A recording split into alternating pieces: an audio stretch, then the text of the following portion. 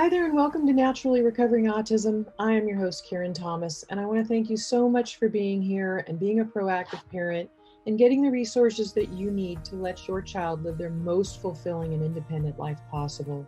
When my own son was diagnosed with autism, I was told to drug him and try behavioral therapies, and there was nothing else that we could do for him but manage his symptoms the rest of his life.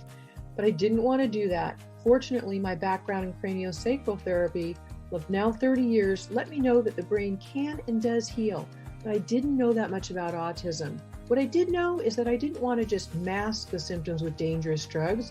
I wanted to find the causes and work with them naturally.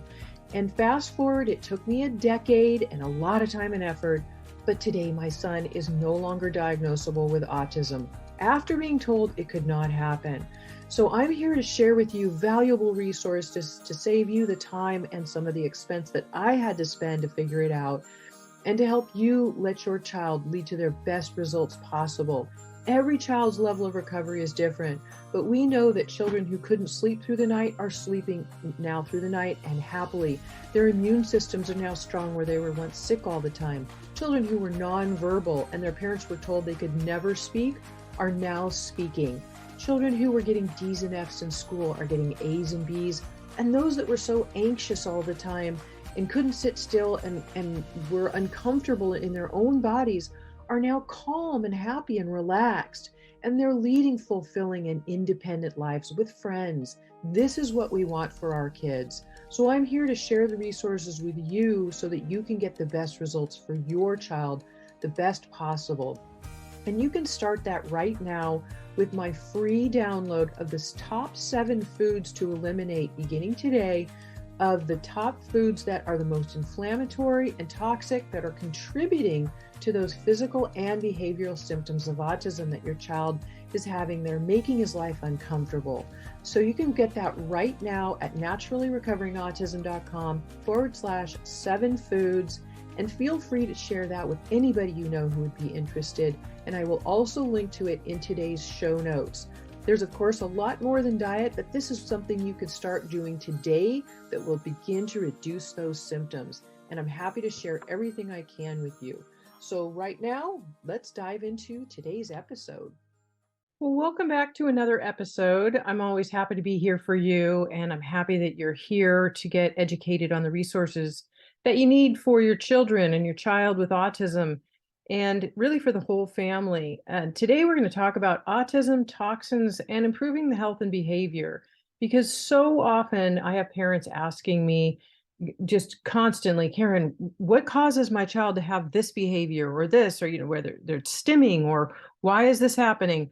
And I have to always just be so honest and say it is never just one thing. There are a few symptoms that we can target to likelihoods of things that are probable causes and that cause certain things, like Lyme disease causing rageful anger, and lead and mercury also overlap with that because they cause a lot of anger issues. And of course, candida makes things irritable. And then speech issues have a lot to do with aluminum or PANS episodes, with the PANS, or pediatric autoimmune neuropsychiatric syndrome, where the immune system is basically attacking the brain and causing a lot of issues around speech as well, and that OCD and heavy obsessive behavior.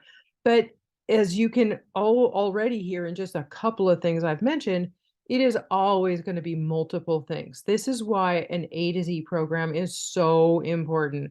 I always make sure that I am as thorough as possible in covering the 4 stages that I cover in my programs, because it has to be everything covered, or you're going to fall short of results. And I'm going to talk about a little bit of science background for you right now, because I think it could be really helpful, because I just know that the more education we have, then the more understanding of what's going on there is. So first of all, I'm going to talk about a part of the brain called the hypothalamus. The hypothalamus is the part of our brain that tells our nervous system if we should feel calm or fearful. And this is commonly known as a fight or flight response. So the hypothalamus is often injured in children with autism. It has no protective blood-brain barrier, making it easier for toxins to enter this area of the brain and then cause damage. So a few known environmental toxins, again, like mercury, aluminum, and BPAs in plastics, and that chemical, such as it's found in drinking bottles and baby bottles, toys, dental sealants, and lining of food cans. These all contribute and cross the blood-brain barrier, and mold biotoxins are another really big one from mold from water-damaged buildings. And again, many of these symptoms will overlap.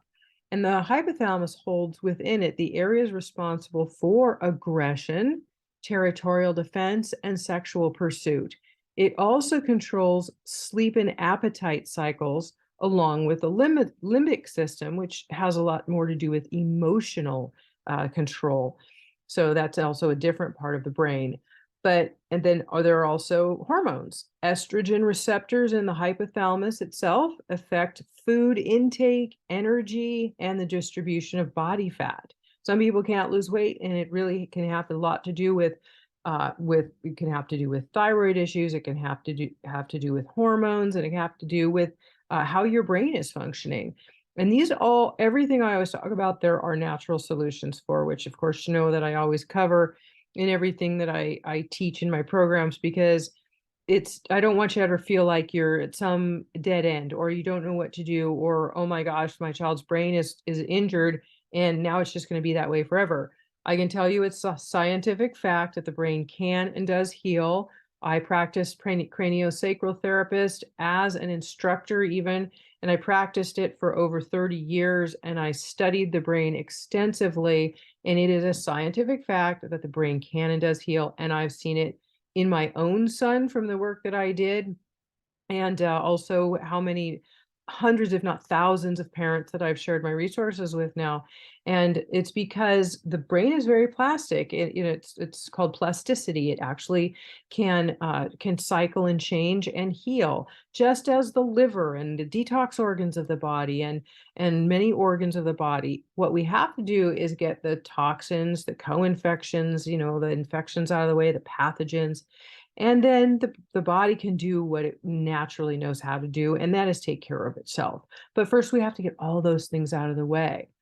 And again, I'm going back to the hypothalamus, that it's part of the endocrine system, which is the hormonal system, and the nervous system.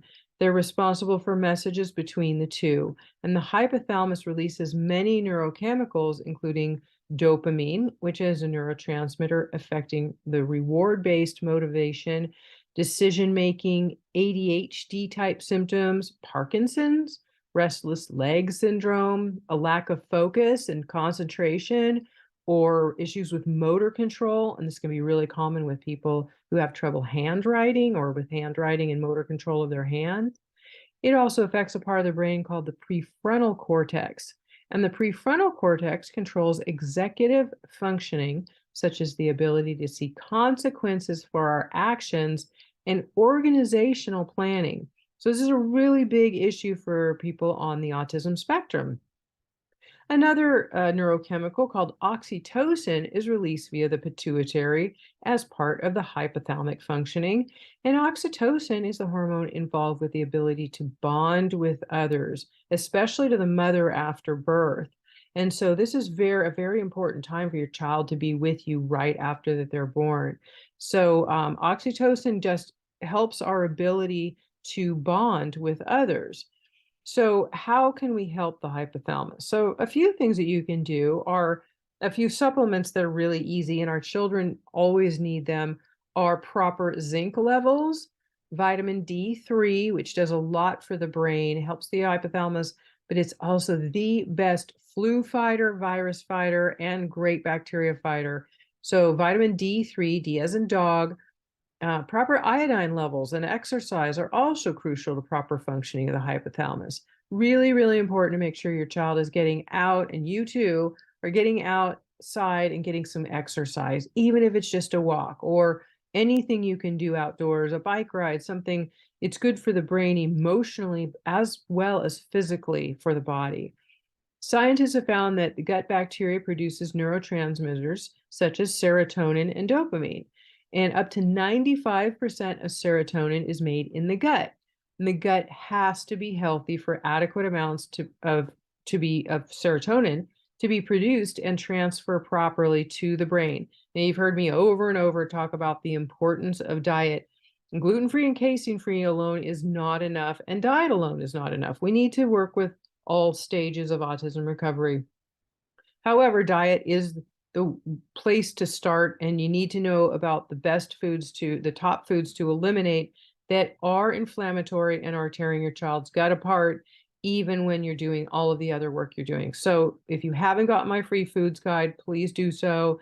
It'll help you learn about those foods, why you want to avoid them, and make sure, again, the more understanding you have about why you want to avoid them, the more often we are usually able to follow through with actually doing it, because I know picky eating is an issue, and it can be a transitional aspect to really change your child away from the foods that they're literally addicted to for many of the reasons that those foods cause addiction in the body, and also for the inflammation. So on the show notes page, again, it will always be, we'll have my free foods guide available. And if you haven't got it, I'll give you the link now. It's naturallyrecoveringautism.com/7foods, just the number 7 and foods with no spaces.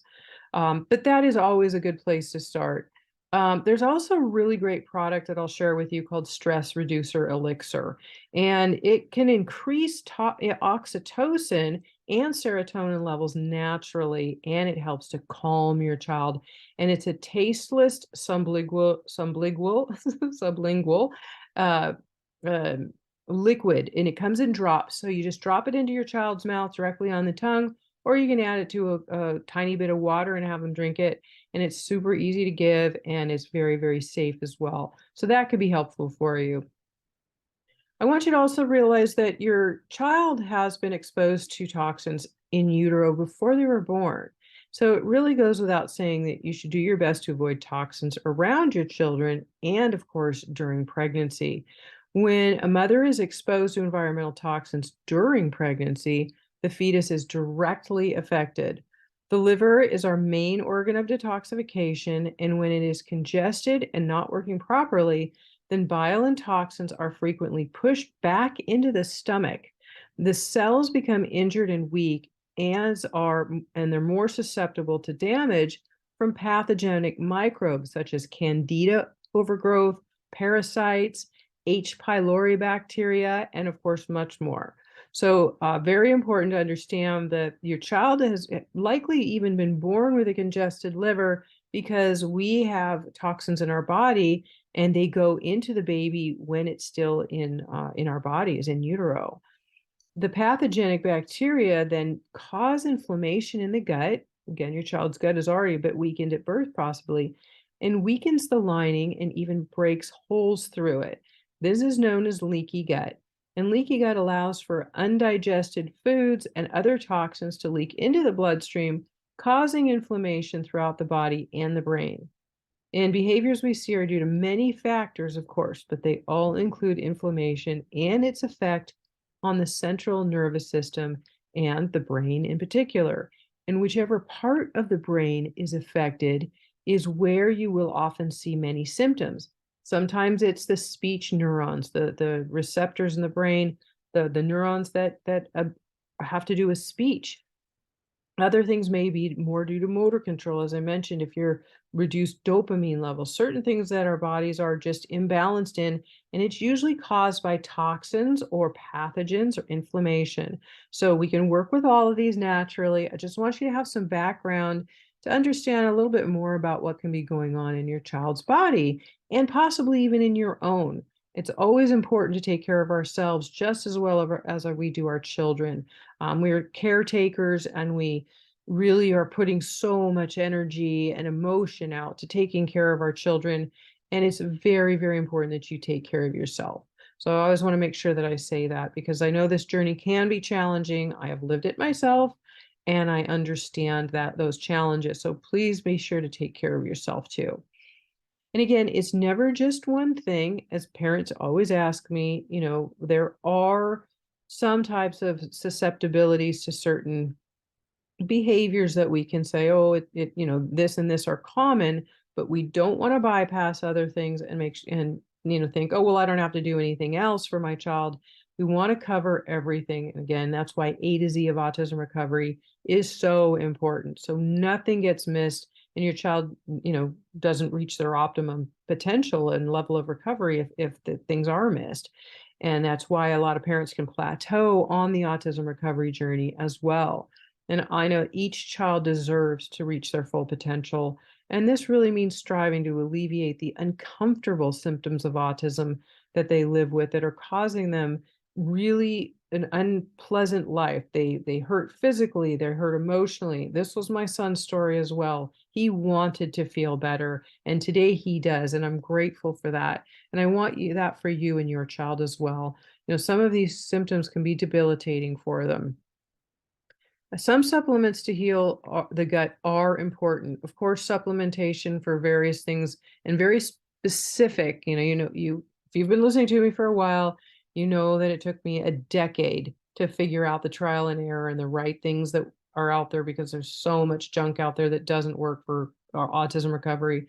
And it took me 10 years to bring my son to recovery, but it was worth every minute. And now I share these resources with you, because diet, again, is the first conscious change we can make to directly impact the health, our health and our child's health, by reducing these inflammatory foods. Again, we strengthen the gut and its lining, and in turn, again, assist the gut in making brain messengers.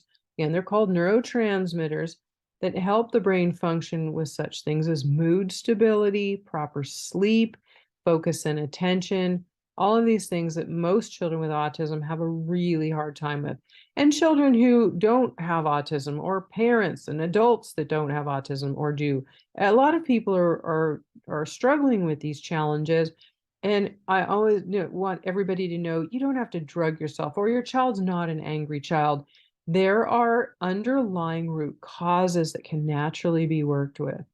But again, diet alone is not enough. It's very important. So please make sure that you do pay attention to it and get my free food guide. But diet alone isn't enough. Many parents have learned about gluten and casein and their inflammatory agents and the cause of behavioral issues in their child. And these come from biological effects they have on the body, and they need to be removed along with other inflammatory foods. However, remember, it is never just one thing alone that causes your child's behaviors, but diet is an important place to begin to help set the foundation for overall better health. There are other factors which keep your child's gut and brain toxic and prevent them from getting better.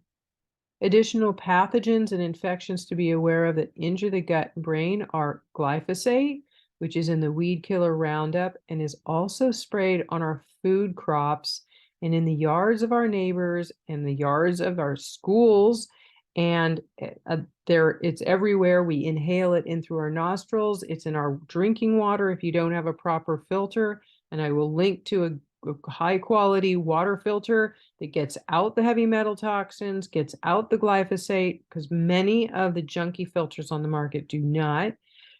So make sure you're drinking pure filtered tap water with a really high quality filter, because again, glyphosate is water soluble and it stays in the water. So it's in our drinking water and our tap water that comes into our home. Heavy metal toxins wreak havoc on the gut and the neurological system. Mold biotoxins from water damaged buildings affect multiple systems of the body, very much including the hormonal system, and they cross the blood-brain barrier. Lyme disease, very prevalent in autism, and of course, parasites. And many of these don't show up in tests, remember, because they know how to hide. The parasites actually have an intelligence, and it can be what your child is excreting at the time of a test. Many of these tests are inaccurate, or they're not read properly. So you might come up that it says your child is negative for them, but they actually are positive for them. But if you're working with something natural and safe, then it's covered. So that's really important to do, because these are big triggers in autism and autoimmune issues that can cause these extreme behaviors. And so we got to make sure that they're worked with correctly. Now, if you haven't heard me talk about die-off symptoms before, you likely have if you've been listening to me for a while. They are such an important part of autism recovery to know about. Most parents are handed a handful of supplements or drugs or whatever at a practitioner's office or anywhere else. They're sent home and told to give them all to your child, and your child just can sometimes go off the wall. Even diet changes can cause a lot of serious behavior changes because as the candida or the bad pathogens in the gut are dying off from not being fed the bad foods that feed them, then as they die, they release toxins that can then enter the bloodstream.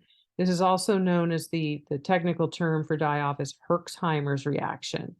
And it basically means that the liver cannot keep up with the filtering out of the toxic waste that's being released by the dying pathogenic organisms. And this can cause headaches, fatigue, flu-like symptoms, fever, diarrhea, constipation, and there can be definitely very heightened emotional outbursts or hyperactivity. So you want to detoxify very, very slowly and understand, the background of why it is important to go slow in autism recovery and why you want to do it properly. You want to support those detox pathways and support the liver as you're doing everything. Because die-off isn't really such a bad thing. It's actually a good sign when candida and pathogens are dying. However, of course, if the symptoms get too intense, you have to know to reduce the dosages of anything that your child is taking and the supplements and for the dosages and even possibly removing certain supplements or dosages, reducing dosages to an absolute minimum until those symptoms subside. You don't really want to push it to the point where your child gets so extreme in behaviors that it's then hard to reverse and bring them back. This is something I'm going to talk about in a future episode where they can get into reactions of PANS, an autoimmune issue where the body starts attacking itself and starts attacking the brain. Things like mast cell activation syndrome, where it can start attacking the body. The mast cells can create extreme behaviors as well. And again, that's a whole other episode that I'm going to be going into again in the future. But I just want you to understand that before things get too heavy, as soon as you start seeing symptoms increase in your child, slow down. Don't try to just give them more or push too hard. Binders are a really good, important thing to do at that point, of course, but you should already be on those binders and giving your child's body time to catch up with the detoxification, because we really don't want them spiraling into further problems. So just be aware that, diet alone can cause these symptoms because the candida are not being fed the sugars and processed carbohydrates that they need, so they die. And again, it's what we want, but we don't want to go too fast. And we have to support the detoxification process as we do this. All too often, again, I see parents just going too fast or rapidly, or they've been sent home from somebody else's office with a handful of things and told to give them to their child without any further education or guidance. And to me, this is just flat out wrong. It's important as somebody who is guiding another person to give them as much education as you can to support and tell them what might happen so that they know what is going on and how to work with it, the solutions there are, because there are always solutions. You want to stay with the detoxification and die-off process because, again, it must be done really slowly, but there really is no alternative. Autism recovery is more of a marathon. It's not a sprint, so be patient. And I know we really want the best for our kids and we want to get there as fast as we can, but sometimes it's important to know that in this case with autism recovery, going slow can actually help you move faster. So give the process time, stay consistent, and keep with the protocol as long as is needed. This can take several years, and that's okay. But being sure you're on the right protocol, it covers the A to Z of autism recovery, and that you're being patient in the process. Eventually, as toxins and pathogens are eliminated, and as other fundamental issues are corrected through diet and supplements, you'll be able to get your child's body and brain healthy and functioning as absolutely well as is possible for them. And you won't know what that level is of optimum recovery until you've done the full A to Z. So I will be teaching another course on this soon. Please be sure to get my 7 Foods Guide if you don't have it. And that will help you to begin the process and make sure that you are able to get the resources from me as well in the future. So again, the today's show notes will be at naturallyrecoveringautism.com/171. We are at episode 171. So that's the link to it directly. And if you know anybody who could benefit from this information, please share it. Please leave me a review on iTunes or Spotify or wherever you listen, whatever platform you're listening to it, because hopefully positive reviews help others that are in need to find the episodes that I share and the resources I share, and helps them to get the help they need as well. So we're helping our entire community, because we know as parents of children with autism what it's like, and I think it's valuable for us to all share with others. So if you know somebody to share this with, please do so. They appreciate it, as do I. And I appreciate you for being here as usual, and I look forward to seeing you in the next episode.